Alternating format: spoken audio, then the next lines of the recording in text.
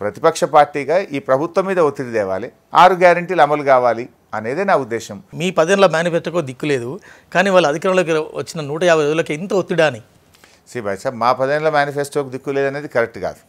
2009 Congress party మేనిఫెస్టోలో పెట్టి అధికారంలోకి వచ్చి ఇదే కాంగ్రెస్ పార్టీ మేనిఫెస్టోలో ఒక్క అంశం అమలు చేయలేదు.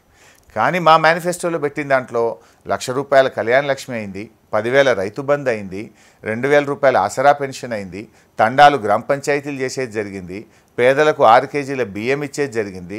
జరగని 1, 2, 3 ఉన్నాయి, కానీ మేజర్గా మేము చేశాం. కానీ వాళ్ళు చెప్తారు కదా డబుల్ బెడ్రూమ్ దిక్కు లేదు, దళిత బంధుకు దిక్కు లేదు, డబుల్ బెడ్రూమ్ దిక్కు లేదని. డబుల్ బెడ్రూమ్లు దిక్కు లేదనేది కరెక్ట్ కాదు. కొన్ని లక్షల సంఖ్యలో డబుల్ బెడ్రూమ్లు కట్టాము, కానీ మేము అనుకున్న స్థాయిలో కట్టలేకపోయాం. అందువల్లనే కావచ్చు ప్రజలు మాకు ఓటేయలేదు. ₹1,00,000 రుణమాఫీ మీరు సరిగా చేయలేకపోయారు. 2 లక్షలు మీరు వెంటనే చేయండి, ఇప్పుడే చేయండి. వెంకట్, మొదటి దఫాలో మేము 1,00,000 రుణమాఫీ చేస్తామన్నాం, 1,00,000 రుణమాఫీ చేశాం. రెండవ దశలో 1,00,000 రుణమాఫీ చేస్తామన్నాం, ₹1,03,000 వరకు ఉన్నటువంటి వాళ్లకు అప్పులు మాఫీ జరిగాయి. అయితే మేము ఒకసారి చేస్తామని హామీ ఇచ్చామా? మేము మేనిఫెస్టోలో రాసామా? మీరు చెప్పారు తొలి సంతకం 2 లక్షల రుణమాఫీ మీద, 100 రోజుల్లో 6 గ్యారెంటీలు అమలు. చివరికి బాండ్ పేపర్లు ముద్రించుకొని కాళ్ళల్లో చేతులల్లో పట్టుకున్నారు కదా.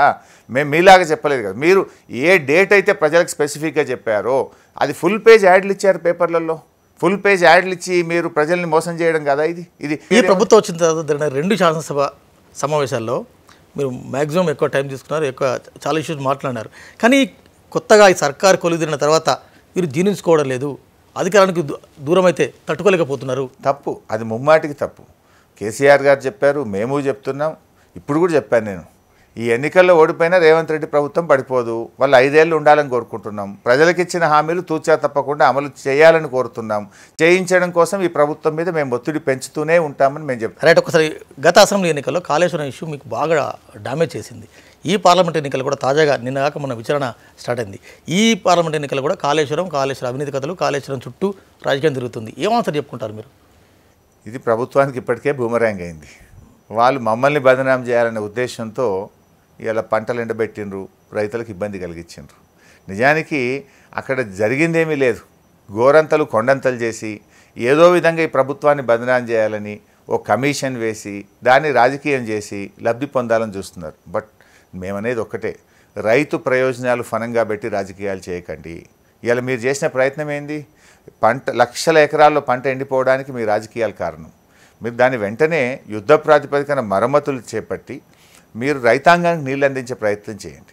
మీ హయాంలో కుంగిపోయింది, మీ హయాంలో కూలిపోయింది, అది మీరు కవరప్ చేశారు. ఎందుకు అప్పుడు రిపేర్ చేయలేదు? ఆ మాట మీరు ఎందుకు ఎత్తలేదు? ఎప్పుడు కుంగిపోయింది? అది మిడిల్ ఆఫ్ ద ఎలక్షన్. ఇంకో 10 రోజులు అయితే పోలింగ్ ఉన్నది. 10 రోజులు పోలింగ్ ఉండగా మేము అడిగిపోతే రాజకీయాలు చేసినట్టు కదా.